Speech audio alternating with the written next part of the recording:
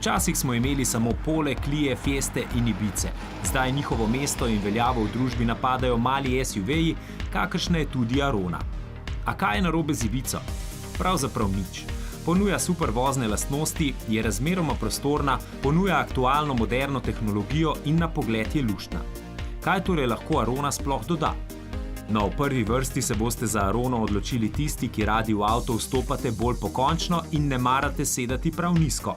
A bog ne daj, da bi to razumeli, kot da je Arona samo za stare. Če drugega ne, se s tem ne bodo strinjale dolgonoge lepotice, kajti vsi vemo, da imajo super športnike rade samo na fotografijah. V resnici favorizirajo Arono. Kar preverite na Instagramu, s čim gredo najraje na kavo v Trst. Arona tudi ni samo za ženske in tiste v zrelih letih.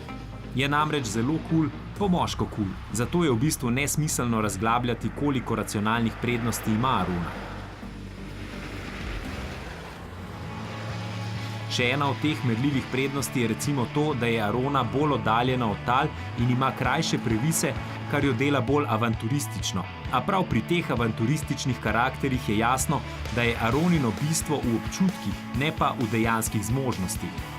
Arona dejansko ponuja nekaj tistih bistvenih drobnih mačo detajlov, ki vabijo, da uberemo bližnjico, asfalt pa prepustimo Ibizi. In ja, morda bi bila lahko ena od Aroninih racionalnih prednosti v primerjavi z Ibizo tudi prostornost, a spet prirastek ni tolikšen, da bi zlahka prevesil tehtnico. Je pač tako, da je prostornost tudi Ibizina krepka plat. In podobno je tudi z voznimi lastnostmi. Arono lahko peljemo tudi dinamično.